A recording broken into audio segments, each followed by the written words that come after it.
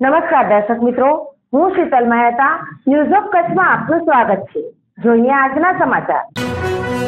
મહાવીરમ અમારા નવા ઓર્ગેનિક ઘી તમામ ટેસ્ટિંગ સર્ટિફિકેટ ધરાવે છે। FSSAI પ્રમાણિત ISO 2015 સર્ટિફાઈડ કંપનીનું શુદ્ધ ઘી મુંબઈમાં ફ્રી હોમ ડિલિવરીની સુવિધા।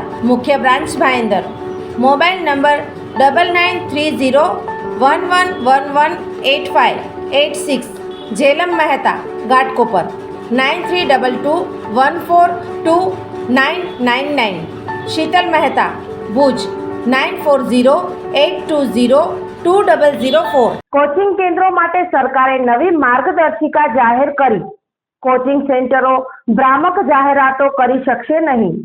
ગ્રાહક સુરક્ષા હેલ્પલાઇન પર મળેલી અનેક ફરિયાદોના આધારે કોચિંગ સેન્ટરો દ્વારા 100% પસંદગી અને 100% નોકરી આપવાની છેતરામણી જાહેરાતો પર ગ્રાહક સુરક્ષા ઓથોરિટીએ પ્રતિબંધ લાદતી નવી અંતિમ માર્ગદર્શિકા જાહેર કરી હતી, જેમાં 50 લાખ સુધીના દંડની જોગવાઈ રખાઈ છે અને જરૂર પડે તો લાયસન્સ પણ રદ કરાશે તેવું જણાવ્યું હતું।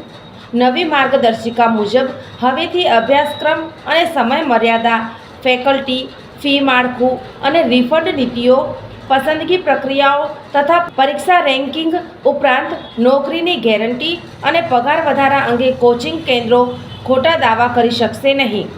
સમાચાર એજન્સી PTIમાં જણાવ્યા મુજબ ગ્રાહક સુરક્ષાના સેક્રેટરી નિધિ ખરેએ જણાવ્યું હતું કે અમને જાણવા મળ્યું હતું કે કોચિંગ કેન્દ્રો છાત્રોને ગેરમાર્ગે દોરી રહ્યા છે, જેથી કોચિંગ ઉદ્યોગ સાથે સંકળાયેલા તમામ માટે અમે નવી માર્ગદર્શિકા લાવ્યા છીએ, તેમ નિધિ પારેખે કહ્યું હતું।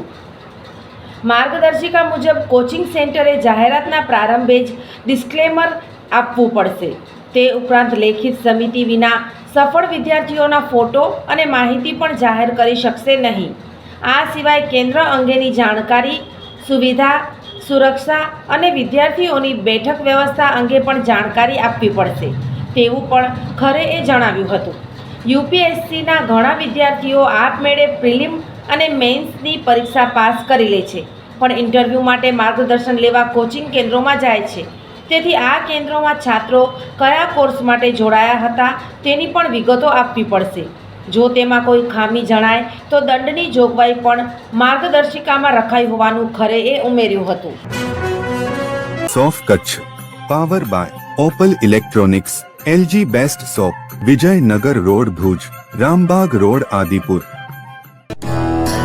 Power by KC jewellers, latest fashion ડિઝાઇનના ઓર્નામેન્ટ્સનો વિશ્વાસપાત્ર શોરૂમ, હોસ્પિટલ રોડ ભુજ।